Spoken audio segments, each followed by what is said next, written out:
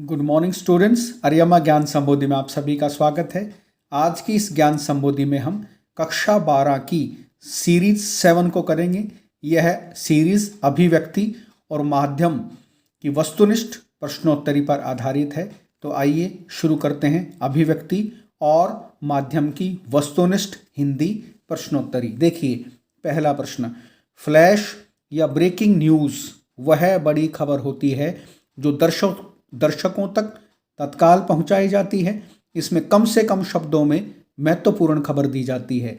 जैसा कि आपको पता है, ब्रेकिंग न्यूज़ तत्काल घटी घटना होती है और यह एक बड़ी खबर होती है जो देखने वाले दर्शकों तक तुरंत पहुंचाई जाती है। इसे कम से कम शब्दों में दर्शकों तक पहुंचाया जाता है। दूसरा प्रश्न देखिए, फोन इन में एंकर संवाददाता फोन के माध्यम से सूचनाएं एकत्रित करता है और दर्शकों तक पहुंचाता है। फोन इन का मतलब क्या होता है?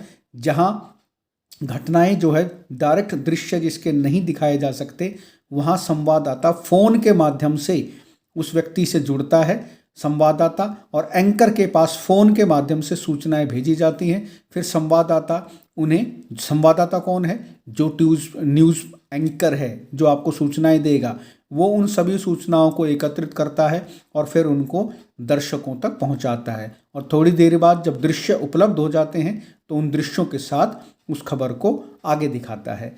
तीसरा प्रश्न देखिए, एंकर विजुअल, एंकर कहते हैं जो खबरें देता है, विजुअल होता है जो दृश्य दिखाए जाते हैं आपको। तो एंकर विजुअल उसे कहते हैं जब घटना से संबंधित दृश्य प्राप्त हो जाएं और एंकर उन दृश्यों की खबर बनाकर दृश्यों के साथ दर्शकों को दिखाए। तो एंकर विजुअल वो होता है, वह न्यूज़ देने वाला व्यक्ति जो आपको विजुअल दृश्यों के साथ उस घटना से संबंधित आपको सभी दृश्य दिखाएगा और उनकी खबर बना करके आप तक पहुंचाएगा। उसे एंकर विजुअल कहते हैं। चौथा प्रश्न देखिए, बड़ा महत्वपूर्ण प्रश्न है, परीक्षाओं में कई बार पूछा गया है। बाइट का अर्थ है, बाइट कहते हैं हम कथन को, जो बात कही जाती है उसे कथन कहते हैं। टेलीविज़न मीडिया में बाइट का विशेष महत्व होता है।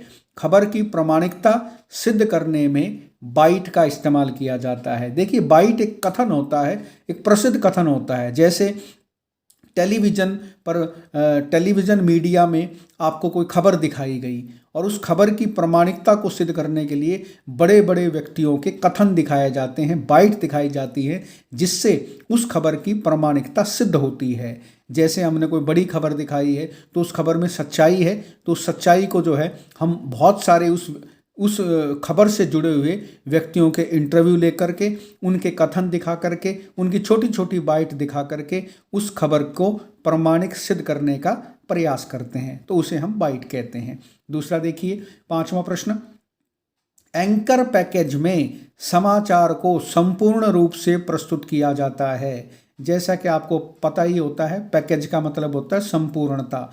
तो एंकर पैकेज क्या होता है? जिसमें समाचार को संपूर्ण रूप से प्रस्तुत किया जाता है। जैसे वर्तमान में किसान आंदोलन चल रहा है, तो जब भी आप देखते हैं न्यूज़ चैनल पे कोई खबर देखते हैं तो उसमें एंकर पूरे पैकेज के माध्यम से, एंकर पैकेज के माध्यम से उस समाचार से जुड़ी, उस किसान आंदोलन से जुड़ी पूरी घटना के बारे में विस्तार से बताता है कि सरकार से क्या बातचीत चल रही है, किसान संगठन क्या कह रहे हैं, आम किसान क्या कह रहा है, आम व्यक्ति किसान आंदोलन के बारे में क्या सोचता है। तो ये सारी खबरें जोड़ करके जब मीडिया के माध्यम से दर्शकों के सामने प्रस्तुत की जाती हैं तो उसे हम एंकर पैकेज कहते हैं।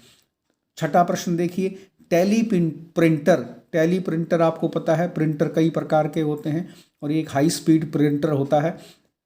टेली प्रिंटर 1 सेकंड में 56 किलोबाइट अर्थात 70,000 शब्द भेजने में सक्षम है। जैसा कि आपको पता है, टेली प्रिंटर कई प्रकार के होते हैं और ये अपडेट प्रिंटर है, वर्तमान नई टेक्नोलॉजी है, जिसमें जो है 1 सेकंड में 56 किलोबाइट अर्थात 70,000 शब्द भेजने की क्षमता होती है। तो आपको पता है, यह प्रश्न कई बार वार्षिक परीक्षाओं में पूछा गया है कि टेली प्रिंटर 1 सेकंड में कितने किलोबाइट भेज सकता है, कितने किलोबाइट शब्द भेजने में सक्षम है। तो किलोबाइट में आ जाए तो आप 56 किलोबाइट बताएंगे और यदि शब्दों में आ जाए तो वह 70,000 शब्द होते हैं। अगला देखिए 7वां प्रश्न, आज इंटरनेट पत्रकारिता में Times of India, Hindustan Times, Indian Express, Hindu, Tribune, NDTV, Zee News, Aaj Tak, outlook, ये साइटें हैं जो सफलतापूर्वक काम कर रही हैं। ये इंटरनेट पत्रकारिता के माध्यम से जल्दी से जल्दी खबर आप लोगों तक पहुंचाती हैं। इसमें टाइम्स ऑफ इंडिया भी है, हिंदुस्तान टाइम्स भी है, इंडियन एक्सप्रेस भी है, ये न्यूज़पेपर्स हैं, हिंदू है, ट्रिब्यून है, एनडीटीवी है, उसके बाद ये जी न्यूज़ है, आज तक है, आउटलुक है, ये आउटलुक बड़ी प्रसिद्ध पत्रिका है। तो ये साइटें हैं जो सफलतापूर्वक इंटरनेट पत्रकारिता के माध्यम से सूचनाएं और घटनाओं को दर्शकों तक, पढ़ने वालों तक पहुंचाते हैं। 8वां प्रश्न देखिए, रीडिफ भारत की प्रथम साइट है जो गंभीरतापूर्वक इंटरनेट पत्रकारिता का कार्य करने में संलग्न है। बड़ा महत्वपूर्ण प्रश्न है, परीक्षा में पूछा जा सकता है। रीडिफ भारत की प्रथम साइट है जो गंभीरतापूर्वक इंटरनेट पत्रकारिता का कार्य करने में संलग्न है। जैसा कि आपको पता है, इंटरनेट पत्रकारिता आज वर्तमान में इंटरनेट पत्रकारिता का ट्रेंड है और इंटरनेट पत्रकारिता के माध्यम से सारे विश्व की घटनाएं, सूचनाएं आप तक जल्दी से जल्दी पहुंचाई जाती हैं। और रीडिफ जो है ये भारत की प्रथम साइट है जो इंटरनेट पत्रकारिता में कार्य करने के लिए काफ़ी प्रसिद्ध है और गंभीरतापूर्वक पत्रकारिता करती है। 9वां प्रश्न देखिए, अखबार की अपनी आवाज़ संपादकीय को कहा जाता है। संपादकीय से ही किसी समाचार पत्र की रीति नीति का पता चलता है। प्रायः अखबार का सहायक संपादक ही संपादकीय लिखता है। यह एक ज्ञानवर्धक लेख होता है। जैसा कि मैंने आपको पहले भी बताया था, संपादकीय को हम कहते हैं एडिटोरियल। यह अखबार की आवाज़ होती है, यह अखबार की आत्मा होती है और संपादकीय से ही, एडिटोरियल से ही किसी समाचार पत्र की रीति नीति का पता चलता है कि यह समाचार पत्र किन, रीति नीति का मतलब है किन मुद्दों को उठाता है, किन विषयों को लेकर के ज़्यादा गंभीर है। और प्राय जो अखबार का सहायक संपादक होता है वही संपादकीय लिखता है। हर कोई संपादकीय नहीं लिख सकता और न ही हर किसी को संपादकीय लिखने दिया जाता है, क्योंकि जो अखबार का चीफ एडिटर होता है या डिप्टी चीफ एडिटर होता है, उनसे ही ये जो है संपादकीय लिखवाए जाते हैं, क्योंकि वह विषय की गंभीरता को समझता है और अखबार की आत्मा को भी जानता है। इसलिए यह विषय सबसे नहीं लिखवाया जाता और यह एक प्रकार का ज्ञानवर्धक लेख होता है, क्योंकि अखबार की आत्मा होती है।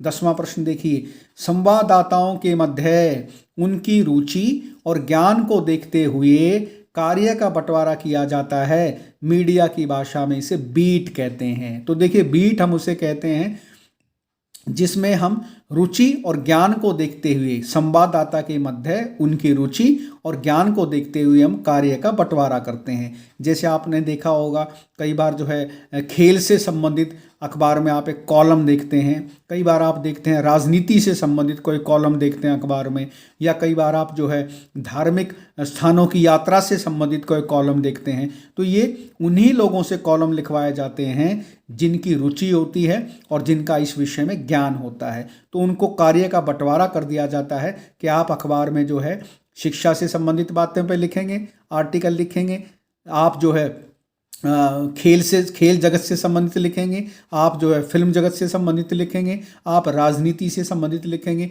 तो ये जो है रुचि और ज्ञान के अनुसार जो है कार्य का बंटवारा कर दिया जाता है, जिसे मीडिया की भाषा में बीट कहते हैं। बड़ा महत्वपूर्ण प्रश्न है। अगला प्रश्न देखिए, लेखन का अर्थ है भाषा के माध्यम से किसी विषय पर अपने विचारों को लिपिबद्ध करना। लेखन का अर्थ कहलाता है भाव और भाषा के समन्वित रूप को व्यक्त करना ही लेखन है। जैसा कि आपको पता है, लेखन का अर्थ होता है भाषा के माध्यम से किसी विषय पर अपने विचारों को लिपिबद्ध करना। लेखन का मतलब ही होता है भाषा को अभिव्यक्त करने के लिए हम जो है उसके लिखित रूप का इस्तेमाल करते हैं, और भाव और भाषा के समन्वित रूप को व्यक्त करना ही लेखन है, जिसमें भाव भी होगा और भाषा का मानक रूप भी देखने को मिलेगा। वास्तव में हम लेखन उसी को कहते हैं और अच्छे लेखन की प्रशंसा होती है। अच्छा लेखन अपने आप में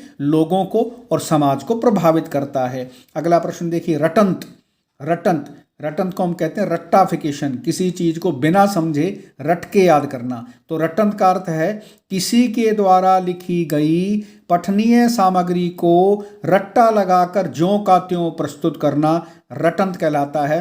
रटंत अपने आप में एक घातक है। जो बच्चे रटंत के माध्यम से किसी पठनीय सामग्री को रट्टा लगा करके याद करते हैं, ज्यों का त्यों प्रस्तुत करते हैं, वास्तव में वो उस विषय की गंभीरता को कभी नहीं समझ सकते। तो रटंत अपने आप में विद्यार्थियों के लिए एक प्रकार की घातक चीज है, एक प्रकार का जो है घातक व्यवहार है। इसलिए प्रत्येक विद्यार्थी को पठनीय सामग्री को समझ के याद करना चाहिए, न कि बिना पढ़े बिना समझे उसका केवल अंधाधुंध रट्टा लगा करके उस चीज़ को याद करके यदि वह विद्यार्थी प्रस्तुत करता है तो उसकी भाषा पर पकड़ नहीं होती है। अगला प्रश्न देखिए, बड़ा महत्वपूर्ण है। पत्रकार 3 प्रकार के होते हैं, पूर्णकालिक, अंशकालिक और फ्रीलांसर। ये अक्सर परीक्षाओं में प्रश्न पूछा जाता है कि पत्रकार कितने प्रकार के होते हैं। तो पत्रकार 3 प्रकार के होते हैं, पूर्णकालिक, अंशकालिक और फ्रीलांसर। ये देखिए आगे आपको समझाने का प्रयास किया गया है कि पूर्णकालिक पत्रकार कौन से होते हैं। पूर्णकालिक पत्रकार वे होते हैं जो किसी समाचार संगठन के नियमित कर्मचारी होते हैं, अर्थात ये रेगुलर एम्प्लॉई होते हैं किसी समाचार पत्र के। इनको मासिक वेतन दिया जाता है, इनको सारे भत्ते दिए जाते हैं और एक प्रकार के परमानेंट एम्प्लॉई होते हैं किसी समाचार संगठन के। उनको हम कहते हैं पूर्णकालिक पत्रकार। उसके बाद आता है अंशकालिक पत्रकार। अंशकालिक पत्रकार होते हैं जो पार्ट टाइम होते हैं। तो अंशकालिक पत्रकार किसी समाचार संगठन द्वारा निश्चित किए गए मानदेय पर काम करते हैं। एक प्रकार का पार्ट टाइम एम्प्लॉय होता है। अंश का मतलब होता है थोड़े समय के लिए ही उस समाचार संगठन के लिए पत्रकारिता करना और निश्चित किए गए मानदेय पर ही काम करता है। इसका जो है मानदेय, इसकी जो सैलरी होती है, इसका जो मासिक वेतन होता है वो निश्चित होता है, उसे कोई अन्य भत्ते नहीं दिए जाते। यह एक प्रकार का पार्ट टाइम एम्प्लॉय होता है। 16वां प्रश्न देखिए, फ्रीलांसर पत्रकार अलग अलग समाचार पत्रों के लिए लिखता है। फ्रीलांसर पत्रकार का मतलब होता है जो किसी समाचार संगठन से जुड़ा नहीं रहता, जो किसी समाचार संगठन से जो है स्थायी रूप से नहीं जुड़ा रहता। यह अलग अलग समाचार पत्रों के लिए काम करता है और अलग अलग समाचार पत्रों से अलग अलग प्रकार का मानदेय लेता है। तो एक प्रकार का फ्रीलांसर पत्रकार होता है। अक्सर ये पत्रकार जो है कहीं ना कहीं आप देखेंगे कभी इनका लेख किसी अखबार में छपता है, कभी इनका लेख किसी अखबार में छपता है। तो एक प्रकार के फ्रीलांसर पत्रकार होते हैं जो है स्थायी रूप से किसी समाचार पत्र से नहीं जुड़े होते और ना ही किसी समाचार पत्र के पार्ट टाइम एम्प्लॉय होते हैं। ये कई समाचार पत्रों से जुड़े होते हैं। 17वां प्रश्न देखिए, बड़ा महत्वपूर्ण प्रश्न है। फीचर के प्रकार। जैसा कि मैंने आपको पहले भी बताया था, फीचर एक प्रकार का विशेष लेखन होता है जिसे जो है विद्वान पत्रकार ही लिख सकते हैं और अपनी रुचि के अनुसार ही फीचर लिखा जाता है। तो फीचर के कई प्रकार होते हैं। उसमें है साक्षात्कार फीचर। इसमें कोई इंटरव्यू के माध्यम से किसी बड़ी हस्ती का जो है इंटरव्यू लेकर के फीचर लिखा जाता है। जीवन शैली फीचर होता है जिसमें किसी महान व्यक्ति की जीवन शैली को लेकर के जो है एक प्रकार का स्तंभ लेखन किया जाता है। यात्रा फीचर होता है, किसी जो है महत्वपूर्ण स्थान की यात्रा को जो है फीचर के माध्यम से अखबार के अंदर अभिव्यक्त किया जाता है। खोज परख फीचर होता है जिसमें किसी करंट इशू को लेकर के या किसी ऐसे ऐतिहासिक महत्वपूर्ण विषय को लेकर के खोज की जाती है और फिर उसको जो है फीचर के माध्यम से स्तंभ लेखन के माध्यम से समाचार पत्रों में छापा जाता है। व्यक्ति चित्र फीचर होता है जिसमें किसी महान व्यक्ति के जीवन चरित्र को लेकर के उसकी जीवनी या बायोग्राफी से संबंधित विषयों पर चर्चा करके उस व्यक्ति से संबंधित चित्रों के माध्यम से उस स्तंभ लेखन को पूरा किया जाता है। तो यह एक प्रकार का व्यक्ति चित्र फीचर होता है। और एक विशेष रुचि के फीचर होते हैं। विशेष रुचि के फीचर होते हैं जैसे खेल जगत से संबंधित हैं, जैसे आपके सिनेमा जगत से संबंधित हैं, राजनीति जीवन से संबंधित हैं, लोगों की आम समस्याओं से संबंधित जो है विशेष रुचि के फीचर होते हैं। तो इस प्रकार से फीचर अखबार में लिखे जाने वाले एक प्रकार के स्तंभ लेखन होते हैं, एक प्रकार के विशेष लेखन होते हैं जो लोगों को अपनी ओर आकर्षित करते हैं, लोगों को प्रभावित करते हैं और जो भी समस्याएं इन फीचर्स के माध्यम से समाज तक पहुंचाई जाती हैं वो कहीं ना कहीं जो है सफल तरीके से इन फीचर के माध्यम से समाज तक पहुंचती हैं। तो मैं समझता हूँ इस अभिव्यक्ति और माध्यम लेक्चर के माध्यम से, सीरीज 7 के माध्यम से मैंने आपको वस्तुनिष्ठ हिंदी प्रश्नोत्तरी समझाने का प्रयास किया। यदि मैं अपने इस प्रयास में सफल रहा हूं तो मेरे इस लेक्चर को और मेरे इस वीडियो को ज़्यादा से ज़्यादा शेयर करें ताकि ज़्यादा से ज़्यादा विद्यार्थी इसका लाभ उठा सकें। धन्यवाद।